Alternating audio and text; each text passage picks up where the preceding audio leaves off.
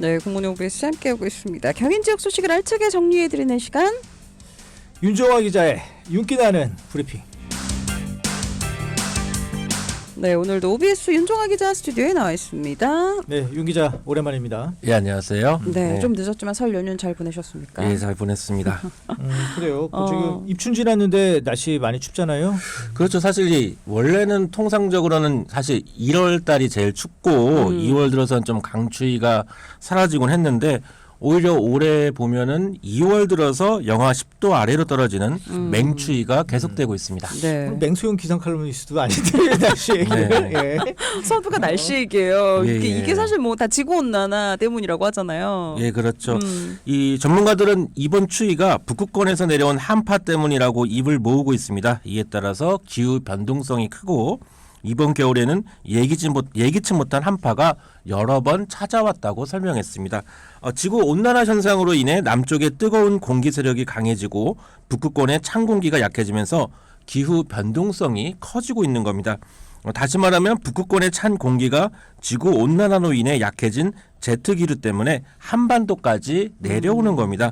기상 전문가들은 한반도가 봄, 가을이 짧아지고 곧바로 여름, 겨울이 찾아오는 극적인 기후 변동을 겪을 것으로 전망하고 있습니다. 네. 이렇게 뭐 한파 계속되면서 뭐 취약계층을 향한 경기도 차원의 대책 뭐 있을까요? 예, 그렇죠. 이 경기도 역시 한파에 대비해서 지난 3일 오후 1시부터 재난안전대책본부 비상 1단계를 가동했습니다. 비상 1단계에서는 경기도 자연재난과장을 담당관으로 복지, 상수도 분야 등 6개 반 13명이 근무하게 되는데요. 시군과 함께 예방 활동 등을 점검하게 됩니다. 관련해서 김성중 경기도 행정일부지사는 생활지원사, 지역자율방재단, 이통장 등 가용 인력 등을 총동원한 취약계층 보호활동, 농작물 냉해, 가축 등 피해 사전 대비, 또 긴급 재난문자, 마을방송 등 가용 매체를 활용한 야외 활동 자제 등 행동요령 홍보 등을 시군에 당부했습니다. 네. 이렇게 추워진 날씨만큼이나 사실 지금 탄핵 정국, 지금 또 어느 때보다도 사회가 많이 좀 경직된 상태입니다. 저희가 지난번에 윤 기자와 함께 전현직 경기도지사의 차기 대권 도전 가능성 얘기했는데 네네. 이게 아직까지도 계속 이어지고 있습니다. 실제로 전직 경기도지사들 차기 대선 지지율 1위, 2위 이재명 대표, 김문수 장관입니다. 그렇죠. 이 차기 대통령 후보 적합도 조사에서 전직 경기도지사 출신인 여야 인사들이 1, 2위를 차지했습니다. 여론조사 기관 에이스 리서치가 뉴시스 의뢰로 지난 1일과 2일 전국 유권자 1000명을 대상으로 실시한 차기 대통령 후보 적합도 조사 결과 이재명 더불어민주당 대표가 41.4%, 김문수 고용노동부 장관이 20.3%를 나타냈습니다. 이어 한동훈 전 국민의힘 대표 6.7%, 오세훈 서울시장 6.4%, 홍준표 대구시장 6.3% 순이었고요. 김동연 경기도지사는 1.9%를 기록했습니다. 이번 여론조사는 무선 100% ARS 방식으로 실시됐고요. 응답률은 4.5%, 표본 오차는 95% 신뢰 수준의 플러스 마이너스 3.1%포인트입니다. 자세한 내용은 중앙선거 여론조사심의위원회 홈페이지를 참조하면 됩니다. 이런 것들을 출연자가 얘기 좀 참 편해요, 진행자가. 그죠? 여론조사 나오면. 네. 우리 윤정아 기자가 다 해주니까. 그러니까 고맙고요. 아니 근데 최근에 이런 여론조사 보면 여권에서는 단연 김문수 지금 노동부 장관이 네, 그렇죠. 지금 눈에 띕니다. 예, 이번 조사에서도 이 범여권 인물 중에 차기 대통령감으로 누가 가장 적합한지도 물었는데요. 김문수 장관이 22.7%로 가장 높았습니다. 이어서 유승민 전 의원 10%, 한동훈 전 국민의힘 대표 8.9%, 오세훈 서울시장 8.5% 등의 순이었습니다. 방금 언급한 여야 주자를 모두 포함한 다자구도 조사에서도 김 장관은 직전 조사 12월 5주차에 비해서 10.3%포인트 급등했습니다. 네, 일시적인 현상일 거라고 생각했는데 생각보다 오래 지속이 되는 네, 것 그렇습니다. 같습니다. 이렇게 김문수 장관의 부상 저희가 좀 어떻게 봐야 될까요? 말 그대로 이 보수 괴멸을 우려한 보수 지지층의 결집이 선명성 있는 강성 보수 김문수 장관을 선택했다고 해석할 수 있는데요. 예. 그럼에도 이 김정 장관에게는 딜레마가 있습니다. 그 어떤 딜레마입니까?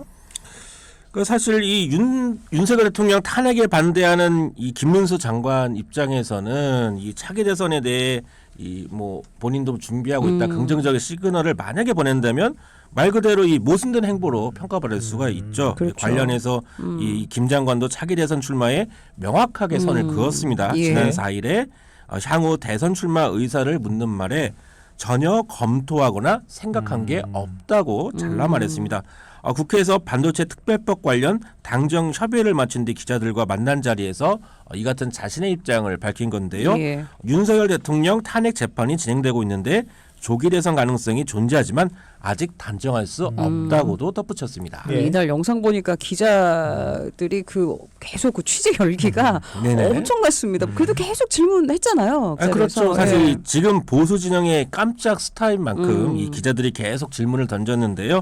탄핵 소추안이 인용되면 출마를 선언할 수 있을지를 묻는 말에는 대통령과 국민에 대한 것도 예의가 아니고 나의 양심에도 맞지 않는다면서 즉답을 피했습니다. 예. 여론조사에서 지지도가 상승한 배경에 대해선 특별히 한 일이 없고 상식적인 이야기를 한 것에 지나지 않는다면서 대통령이 구속 안 되는 것이 좋겠다. 대통령이 석방되면 좋겠다. 탄핵이 없으면 좋겠다 외에 뭐 본인이 뭐 이렇다 특별히 한 이야기도 없다고 또 덧붙이기도 했습니다. 예. 그 김문수 장관이 많이들 모르시는데 그 박근혜 대통령이 그 대통령 될 때 그 당내 경선에 나왔었거든요. 예. 그러니까 그만큼 어떤 권력에 대한 의지는 확실히 있어 보이는데 네. 어떻게 좀 윤 기자 보기에는 이 김문수 바람 좀 지속될 거로 봅니까? 일단 이제 당심이 중요한데 일단 국민의힘에서는 이 같은 얘기가 나오는 게 불편할 수밖에 없고 좀 불편 심기도 드러내고 있는데요. 그러니까 김문수 장관에 대한 불편 심기가 아니라 이런 차기 대선 얘기 나오는 것 자체에 그렇죠. 굉장히 좀 불편한 이 심기를 좀 밝히고 있습니다. 예, 예. 이 윤 대통령 탄핵 여부가 결정 안 된 마당에 언론사에서 앞다퉈 차기 대선 여론조사를 하는 것은 부적절하다 이렇게 밝히고 있는데요. 권영세 비대위원장이 지난 31일에 직접 우리 당 인사들도 이 같은 잘못된 분위기에 부하 내동해서는 안 될 것이라면서 경계의 메시지를 내놨습니다. 당내 이런 분위기 때문에라도 김문수 장관도 설령 이 마음 한켠에 차기 대선에 대한 욕심이 있더라도 뭐 지금은 숨길 수밖에 없는 상황입니다. 네. 물론 이렇게 김문수 장관, 이재명 대표 이렇게 전현직 경기도지사 간의 이런 뭐 지금 경쟁도 있지만 민주당 내에서도 전현직 경기도지사 간의 경쟁, 예, 지금 좀 그렇죠. 갈등이 계속되고 있는 것 지금 같습니다. 이 김동연 현 경기도지사가 이재명 대표의 사법 리스크를 정조준했습니다. 김 지사는 지난달 28일에 SBS 유튜브 정치 컨설팅 스토블리그에 출연했는데요. 예. 여기서 물론 이 대표에 대해서 단단한 분이라고 이렇게 호평을 하면서도 사법 리스크에 대한 우려를 여과 없이 드러냈습니다. 당시 이 김동연 지사의 발언을 그대로 옮겨 보면요, 당내에서 단단한 지지 기반을 통해서 끌고 갈 수 있을지 모르겠지만 지금의 지지도, 최근의 상황을 놓고 볼 적에 또 국민들의 도덕성이나 사법 리스크에 대한 정서로 봤을 적에 만약에 2심에서 당선 무효형이 나온다면 아무 일도 없었던 것처럼 가지는 않을 것 이렇게 말했습니다. 예. 예. 그 이재명 대표의 선거법 위반 재판 한 3월 말에는 뭐 결과가 나올 것 같아요. 예, 그렇죠. 지금 1심에서는 이제 징역형의 집행유예가 나왔고 지금 항소심 재판부도 특별한 뭐 사정이 없는 한 이번 달 말에 이제 변론 종결을 하고 뭐 이렇게 되면 아마 3월 말, 네. 빠르면 3월 말에 이제 2심 선고가 이루어지게 되는데요. 이렇다 보니 만약에 이제 차기 대선이 치러지게 된다, 그러면은 그 전에 이 대표의 항소심 결과가 나오게 됩니다. 이 차기 대선을 전제로 당내에 또 경선이 또 치러질 텐데 이렇게 되면 비명계가 이재명 대표의 사법 리스크를 강하게 공격할 것은 뭐 이미 예견된 일이고요. 예. 김동연 지사도 차기 대선 경선 참여가 거의 확실시되는 상황에서 이 대표와 대립각을 더 강하게 세울 것으로 예상됩니다. 그래서 조홍천 전 의원도 그런 얘기했잖아요. 이거 준비 안 하면 민주당의 대권 후보가 없을 수도 있다. 뭐 이런 얘기를 하기도 했는데 그래서 그런지 김동연 지사 뭐 지난 시간에도 얘기했지만 주변에 이제 인재들을 모으고 있습니다. 뭐 산하기관장의 비명계 전직 국회의원들 지금 쭉 뭐 함께 모으고 있지 않습니까? 그렇죠. 이영빈 전 국회의원이 경기복지재단 대표이사로 유정주 전 국회의원이 경기문화재단 대표이사로 내정됐는데 다음 주에 경기도 의회에서 인사청문회가 진행될 예정입니다.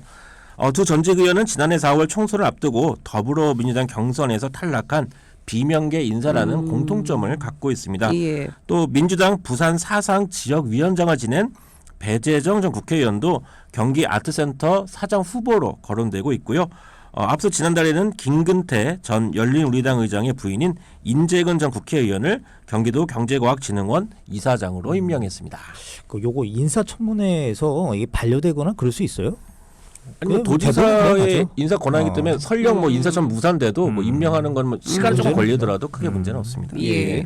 그럼 이렇게 김 지사의 이른바 비명계 끌어안기 이거는 한 지난해 말쯤이었나요? 그때부터 좀 꽤 그렇죠. 있었던 것 같아요. 예, 아마 이 전해철 임기 의원은 없죠. 반환점을 돌면서 이 차기 대선을 위한 준비를 차근차근 해나갔다고 이렇게 볼 수 있는데요. 우선 대표적인 친문계이자 비명계 인사죠. 전해철 전 의원이 경기도 도정자문위원장으로 임명했고요. 역시 비명계 고영인 전 의원도 경제부지사로 활동하고 있습니다.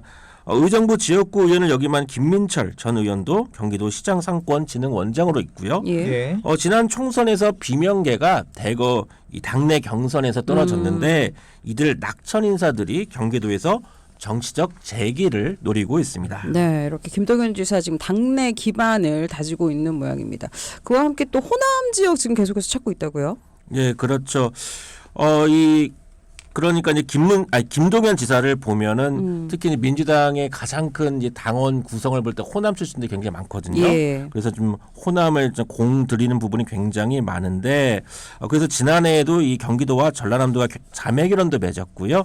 이 많은 교류를 좀 해오고 있습니다. 김영록 전남지사와는 번갈아서 상대 지자체 1일 도지사도 했었고요. 예. 다음 주에도 이 김동연 지사 호남을 방문합니다. 김 지사는 오늘 13일과 14일에 광주를 방문하기 위한 일정을 조율하고 있는 것으로 알려지고 있는데 구체적으로 일정이 확정된 것은 아니지만 경제 또 종교단체 특강을 진행하고 지역 당원을 만나기 위한 자리가 마련될 예정입니다. 예. 여기 좀 눈에 띄는 게 김 지사가 최근에 조국 혁신당 대표에게 우호적인 메시지를 남겼어요. 예. 근데 이게 다 아시겠지만 조국 혁신당의 뭐랄까요? 그 실무진들이 보면 친문 세력들이잖아요. 그 옛날 그 문재인 네네. 청와대 때 거기에서 많이 있었던 뭐 비서관 출신들, 뭐 행정관 출신들 많은데 아마 그런 것도 같은 맥락이라고 좀 보여져요. 뭐 그런 정치적 계산도 깔려 있다고 뭐 해석이 가능한데요. 예. 이 김동연 지사가 이제 지난 3일에 자신의 페이스북에 이 조국 혁신당 대표의 이 언론 인터뷰 기사를 공유하면서 이 공감을 나타냈습니다. 정권 교체와 사회 대개혁을 위해서 새로운 다수연합을 만들어야 한다는 조국 전 대표의 말씀에 깊이 공감한다 이렇게 밝혔는데요. 예. 이어서 정권 교체 그 이상의 교체가 필요하다면서 탄핵에 찬성한 세력과 함께 제7공화국 새로운 대한민국으로 나아가야 한다고 강조했습니다. 그러면서 다양한 빛깔의 응원봉을 든 시민과 함께하는 빛의 정부, 빛의 연정을 이뤄야 한다면서 저도 제대로 된 정권 교체와 새로운 대한민국의 길에서 제 역할을 다하겠다 이런 다짐의 메시지도 남겼습니다. 예. 그러고 보니까 조기 대선 얘기 요즘에 할 때 조국 혁신당 쪽에서는 아직은 대권 주자 언급은 없는 거네요. 지금 보니까 그렇죠. 지금까지 나온 건 없는 것 같긴 하지만 어쨌든 그래서인지 김동연 지사가 당내 비명계뿐만 아니라 조국 혁신당도 좀 끌어안을 수도 있는 모양입니다. 그렇죠. 지금 이제 이재명 대표가 부동의 야권 주자 1위인 상황에서 김동연 지사는 여론조사를 보면 낮을 때는 뭐 1%대의 지지율을 좀 이제 기록하고 있거든요. 예. 김경수 전 경남지사나 김부겸 전 총리 등 이 다른 비명계 인사들도 현재는 유의미한 지지율을 아직까지는 얻고 있지는 못하고 있습니다. 예. 그렇기 때문에 차기 대선 경선에서 비명계 연대가 필요한 상황인데 그러려면 좀 명분이 있어야겠죠. 그래서 국가적으로는 개헌을 내걸 것이고 당내에서는 이 대표의 사법 리스크에 대한 문제 제기를 계속하면서 이 비명계 그룹을 형성할 것으로 보입니다. 그 이후에 조국 혁신당 등 이 다른 야당에도 러브콜을 보내면서 당내 절대 강자인 이재명 대표에게 도전장을 내밀 것으로 예상됩니다. 네, 알겠습니다. 오늘도 여러 가지 이야기 나눠봤고요. 지금까지 윤기 나는 브리핑 윤종환 기자 함께했습니다. 고맙습니다. 네, 감사합니다. 네, 고맙습니다.